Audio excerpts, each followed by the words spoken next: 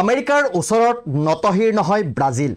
ভাৰতৰ ওপৰত যি সময়ত আমেৰিকাই 25% শুল্ক আৰোপ কৰিছে, সেই একে সময়ত ব্ৰাজিলৰ ওপৰত 50% শুল্ক আৰোপ কৰিছে আমেৰিকাই।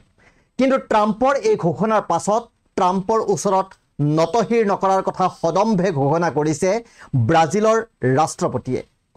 নমস্কাৰ, মই অনিৰ্বাণ। আপোনালোকে চাবলৈ আৰম্ভ কৰিছে দেশ দুনিয়া। ভাৰত পাকিস্তানৰ যুদ্ধবিৰতিক লৈ ট্ৰাম্পে বাৰম্বাৰ দাবী কৰি আছে। সংসদত এই প্ৰশ্ন সোধাত ভাৰতৰ প্ৰধানমন্ত্ৰী নৰেন্দ্ৰ মোদীয়ে কিন্তু উত্তৰ দিয়া নাই। ভাৰতৰ প্ৰধানমন্ত্ৰী মোদীয়ে আনকি আমেৰিকাৰ ৰাষ্ট্ৰপতি ডনাল্ড ট্ৰাম্পক এই কথাক লৈ উভতিও ধৰা নাই। ভাৰতৰ ওপৰত এতিয়া আমেৰিকাই 25% শুল্ক আৰোপ কৰিছে। কিন্তু একে সময়তে মাৰ্কিন ৰাষ্ট্ৰপতি ডনাল্ড ট্ৰাম্পক এক প্ৰকাৰে চেলেঞ্জ দিছে ব্ৰাজিলৰ ৰাষ্ট্ৰপতি লুইজ ইনাচিঅ' লুলা দা চিলভাই। ব্ৰাজিলৰ বিৰুদ্ধে আমেৰিকাৰ ৰাষ্ট্ৰপতি ডনাল্ড ট্ৰাম্পৰ ক্ষোভ আৰু অধিক তীব্ৰতৰ হৈছে। আমেৰিকাই নিজৰ অংশীদাৰ হিচাপে গণ্য কৰা ব্ৰাজিলক এতিয়া এনেদৰে ব্যৱহাৰ কৰিছে যে প্ৰতিদ্বন্দ্বী চীনৰ লগতো আমেৰিকাই এনে ব্যৱহাৰ নকৰে। ব্ৰাজিলৰ ওপৰত 50% শুল্ক আৰোপ কৰাৰ নিৰ্দেশ দিছে ডনাল্ড ট্ৰাম্পে। ব্ৰাজিলৰ প্ৰাক্তন ৰাষ্ট্ৰপতি জেইৰ বলছনাৰোৱে দেশত অভ্যুত্থানৰ চেষ্টা কৰাৰ অভিযোগত বিচাৰৰ সন্মুখীন হ'বলগীয়া হৈছে। তেওঁ জেলত আছে আৰু ট্ৰাম্প এই বিষয়ত ক্ষুব্ধ। এতিয়া আন এখন দেশৰ ন্যায়িক প্ৰক্ৰিয়াত হস্তক্ষেপ কৰাৰ ইমানেই ইচ্ছা যে ট্ৰাম্পে নিজৰ বন্ধু বলছনাৰোক বচাবলৈ শুল্কৰ কৌশল গ্ৰহণ কৰিছে। কেৱল এয়াই নহয়, তেওঁ বলছনাৰোৰ গোচৰৰ শুনানি গ্ৰহণ কৰা ব্ৰাজিলৰ উচ্চতম ন্যায়ালয়ৰ ন্যায়াধীশ আলেকজাণ্ডাৰ ডি মৰেছৰ ওপৰতো নিষেধাজ্ঞা বৃদ্ধি কৰিছে। এই সকলোবোৰৰ ভিতৰত আটাইতকৈ গুৰুত্বপূৰ্ণ কথাটো হ'ল যে এনে বহু দেশ আছে যিসমূহৰ ৰাষ্ট্ৰপতিয়ে আমেৰিকাৰ হেঁচাত নতহিৰ হ'লহেঁতেন, কিন্তু ব্ৰাজিলৰ ৰাষ্ট্ৰপতি লুইজ ইনাচিঅ' লুলা দা চিলভাই আমেৰিকাৰ ক্ষেত্ৰত মৌনতা অৱলম্বন কৰা নাই।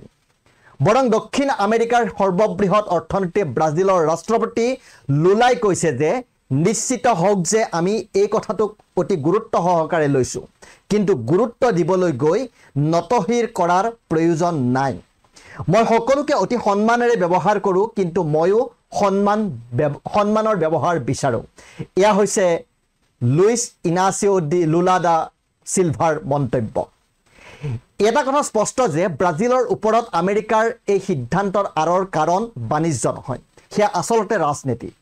50% শুল্কৰ ঘোষণাই দেখুৱাইছে যে ট্ৰাম্পে নিজৰ বন্ধুক বচাবলৈ ব্ৰাজিলক শাস্তি দিয়াৰ পৰ্যায়লৈকে গৈছে।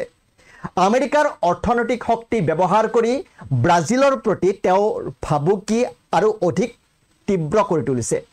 ট্ৰাম্পে দাবী কৰিছে যে ব্ৰাজিলৰ প্ৰাক্তন ৰাষ্ট্ৰপতি বলছনাৰোক ইচ্ছাকৃতভাৱে লক্ষ্য কৰি লোৱা হৈছে আৰু তেওঁৰ ওপৰত উইচ হাণ্ট বা ডাইনীৰ চিকাৰ চলোৱা হৈছে।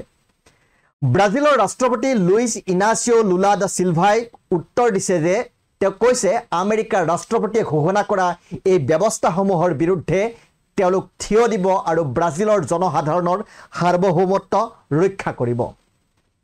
বিশ্বৰ অন্যান্য অৰ্থনীতিৰ ওপৰত শুল্ক আৰোপ কৰাৰ কাৰণ হিচাপে বাণিজ্যিক ঘাটিৰ কথা উল্লেখ কৰা হৈছে বা উল্লেখ কৰিছে ট্ৰাম্পে, কিন্তু তেওঁ ব্ৰাজিলৰ বিৰুদ্ধে 50% বৃহৎ শুল্কৰ বাবে মুকলিকৈ ৰাজনৈতিক ন্যায্যতা প্ৰদান কৰিছে।